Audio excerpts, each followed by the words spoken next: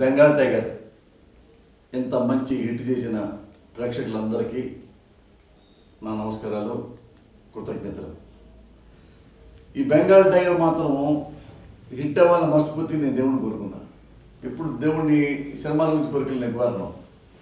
ఎందుకు కోరుకున్నానంటే దీని డైరెక్టరు నా శిష్యుడు సంపత్ నంది నా దగ్గర పనిచేశాడు. అతను నా దగ్గర చాలామంది డైరెక్టర్లు పనిచేశారు. ఇతన్ని స్పెషల్గా ఎందుకు కోరుకున్నానంటే ఇతనిలో హానెస్టీ, సినిమా అంటే పిచ్చి ఎంత ఉందంటే మీకు ఎగ్జాంపుల్ చెప్తా. ఇతను ఒకప్పుడు సంపత్ నంది నా దగ్గర అసిస్టెంట్ చేరడానికి వచ్చాడు. మురళి గారు మీ దగ్గర అసిస్టెంట్గా చేస్తానండి అని.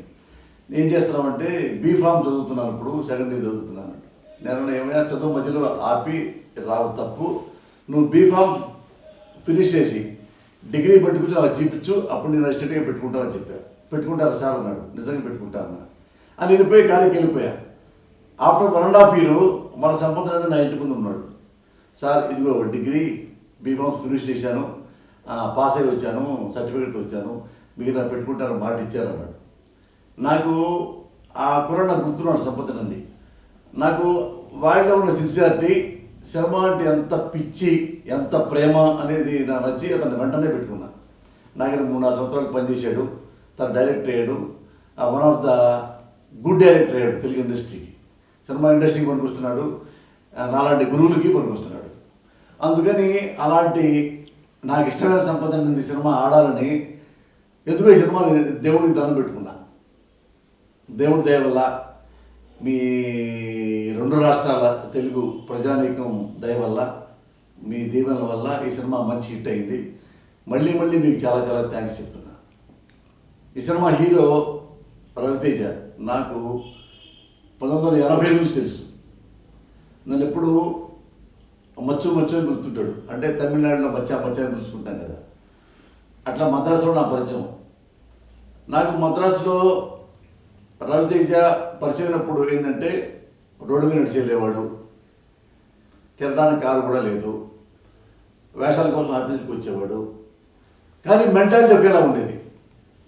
ఇప్పుడు ఏదైతే రవితేజని మీరు చూస్తున్నారో, ఏ ప్రవర్తనతో, ఏ వ్యక్తిత్వంతో, అదే ప్రవర్తన, అదే వ్యక్తిత్వం రవితేజకి ఏమీ లేని రోజుల్లో కూడా ఈ వ్యక్తిత్వం ఉంది, ఈ ప్రవర్తన ఉంది, ఈ క్యారెక్టర్ ఉంది. అప్పటికిప్పటికి అతను one of the top star అయిన తెలుగు ఇండస్ట్రీలో అదే వ్యక్తిత్వంతో ఉంటున్నాడు, అదే క్యారెక్టర్తో ఉన్నాడు. అందుకనే రవితేజ ఎనర్జీ ఉన్నంతకాలం సూపర్ స్టార్గా ఉంటాడు. I love you Ravi Teja. ఈ సినిమా ఎలా ఉందంటే రాఘవేంద్రరావు గారు మంచి పీక్లో ఉన్నప్పుడు సినిమా చూసారు గ్లామర్గా. ఇది ఫైట్కి ఫైటు, పాటకి పాట, కామెడీ కామెడీ, స్టోరీ స్టోరీ అలా ఉంది. టీవీ యాడ్ చూస్తుంటే మీకు తెలుస్తుంది హీరోయిన్స్ని ఎంత గ్లామర్గా చూపించాడో సంపత్ నంది, పాటలు ఎంత బాగున్నాయో. బీమ్స్ నిజంగా ఇంత పెద్ద ఇన్ని కోట్లు పెట్టి సినిమా తీస్తున్నప్పుడు మ్యూజిక్ డైరెక్టర్గా ఈ పెద్ద కీరవాణి గారినో, దేవి ప్రసాద్ను, ఇలాంటి వాళ్ళని ప్రిఫర్ చేసుకుంటారు. ఎందుకంటే పెద్ద హీరో, పెద్ద బ్యానరు, బాగా ఖర్చు పెట్టి తీస్తున్నారండి.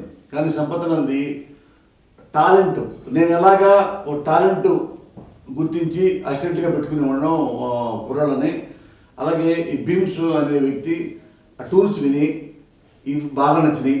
టాలెంట్ బయటపడడానికి సీనియారిటీ ఎక్కడలా, సిన్సియారిటీ కావాలి. ఆ సిన్సియారిటీ బీమ్స్లో నచ్చి బీమ్స్ అవకాశం ఇచ్చాడు. ఇచ్చినట్టుగానే పాటలన్నీ బ్రహ్మాండమైన పాటలు తయారు చేశాడు బీమ్స్. ఈ సినిమా హిట్కి ఫస్ట్ నేను చెప్పుకోవాలంటే సంపద అనేది చెప్పుకుంటా. ఎందుకంటే అతనికి ఈ సినిమా కత్తిమైన సామలాంటిది. అందులో 2 సినిమాలు హిట్లైనవి. ఏమైంది వేళ, రెండోది రచ్చ. ఆ 2 కంటే మంచి ఫిల్మ్ తీశాడు. సంపద మీద మేము నమ్మకంతో ఈ సినిమా ఇచ్చినందుకు రవితేజ నీకు మరొకసారి థ్యాంక్స్ చెప్తున్నా. Okay sir.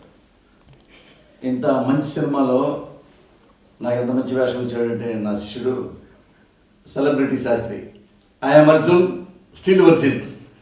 దీనికి కౌంటర్ రవితేజ చేయబట్టం, నన్ను కిండల్ చేయడానికి పృథ్వీ.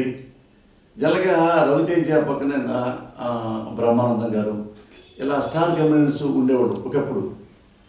ఇప్పుడు నన్ను సంపత్ తీసుకెళ్ళి రవితేజ తీసుకెళ్ళి రవితేజ పక్కన నాకు పృథ్వీకి మంచి ప్లేస్ ఇచ్చారు, మంచి క్యారెక్టర్ ఇచ్చారు. ఎందుకంటే మమ్మల్ని బ్రహ్మానందం అంతా ఊహించుకోవడం అనేది మా అదృష్టం. అంటే బ్రహ్మానందం అంటే నెంబర్ 1 కమెడియన్, మనం ఎప్పుడు చెప్పక్కర్లేదు అది. ఆ క్యారెక్టర్లో నాకు పృథ్వీకి ఇచ్చాడు సంపద నంది. ఇవ్వాలంటే మరి రవితేజ కూడా ఒప్పుకోవాలి కదా.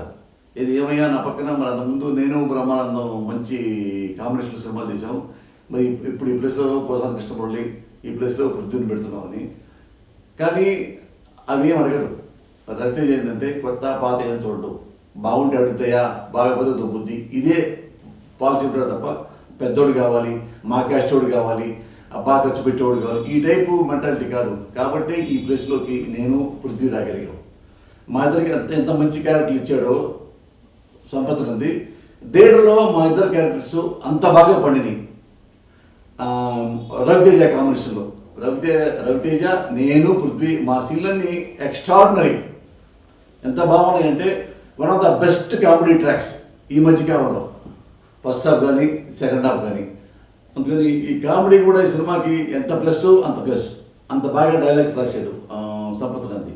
ఈ సినిమా ప్రొడ్యూసర్ అంతకుముందు, ఈ ప్రొడ్యూసర్కి రాజమోహన్ గారు మీకు థ్యాంక్స్. ఎందుకంటే మా శిష్యుడు సంపత్ నంది నమ్మి ఇంత భారీ సినిమా మా వాడి చేతిలో పెట్టినందుకు మీకు నిజంగా థ్యాంక్స్ చెప్పుకోవాలి. అన్నట్టుగానే మీ నమ్మకాన్ని ముందు చేయకుండా మంచి హిట్ చేశాడు మా సంపత్ నంది. అందుకని మీ బ్యానర్, ఎందుకంటే మీరు కష్టాన్ని చూసి, క్యారెక్టర్ చూసి, తెలివితేటలు చూసి, వర్క్ చూసి మీరు సినిమా అవకాశం ఇచ్చారు సంపత్ నందికి. ఇలాగే మీ బ్యానర్ ఇలాగే 10 కాలాల పాటు మంచి సినిమాలు, మంచి సినిమాలు తీస్తూ 10 మందికి అన్నం పెడుతూ మీరు చాలా బాగుండాలని మనస్ఫూర్తి కోరుకుంటున్నాను. సినిమాలో పవన్ కళ్యాణ్ ఇమిటేట్ చేశారు, మీకు ఎలా అనిపిస్తుంది? సినిమాలో పవన్ కళ్యాణ్ నేను ఇమిటేట్ చేశారని చాలామంది అన్నారు. ఇమిటేట్ చేయగల పవన్ కళ్యాణ్ని, పవన్ కళ్యాణ్ అని పేరు చెప్పి వెళ్తే చాలు, ఇది పవన్ కళ్యాణ్. బాలచంద్ర గారు ఇట్లా మీడియాని అడిగాడంట, ఏమంటే మీరు కమల్ హాసన్ని మీరే పరిచయం చేశారు, రజనీకాంత్ని మీరే పరిచయం చేశారు, ఇద్దరిలో ఎవరేంటి అంటే కమల్ హాసన్ గ్రేట్ ఆర్టిస్ట్ అన్నాడు, రజనీకాంత్ గ్రేట్ హ్యూమన్ బీయింగ్ అన్నాడు. అంటే ఎవరిని ఎక్కువ పోయాడో తెలియదు. ఇక్కడ పవన్ కళ్యాణ్ విషయం పోతే ఆ 2 పవన్ కళ్యాణ్ వర్తిస్తాయి. Great artist, great human being Pawan Kalyan. అందుకని అతని గురించి ఇమిటేట్ చేయడానికి నాకు సంతోషంగా ఉంది. నేను బిడియపడ్డా, చాలా సంతోషం. ఎందుకంటే పవన్ కళ్యాణ్ పేరు ఎత్తగానే థియేటర్లో క్లాప్స్, ఆ క్లాప్స్ అనేవి నాకే వచ్చినాయి. అందుకని Pawan Kalyan thank you very much.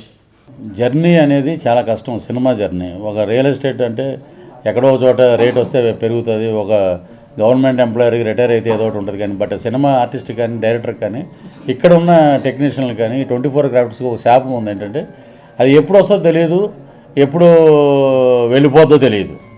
ఇది మటుకు చాలా గుర్తుపెట్టుకోమనేవాడండి. ఎప్పుడు అహంకారం అనేది ఆకాశం అంతా, దాన్ని ఎప్పుడు నెత్తి మీద పెట్టుకోవద్దు. మంచితనం అనేది కనపడిన నక్షత్రం, దాన్ని మటుకు వెతుక్కుని దగ్గరికి తీసుకోనివాడు మాట. సిగ్నల్ దగ్గరికి ఒకళ్ళు కారులో వెళ్తారు, ఒకళ్ళు బైక్ మీద వెళ్తారు, ఒకళ్ళు సైకిల్ మీద వెళ్తారు, ఒకళ్ళు నడిచి వెళ్తారు. ఎలా వెళ్ళినా కూడా మనం గమ్యస్థానానికి రీచ్ అవుతాం, ఇది మటుకు మైండ్లో పెట్టుకుని అనేవారు. ఒక్క షాట్లో కనపడినా, ఒక సీన్లో కనపడితే చాలు అనుకునేవాడిని.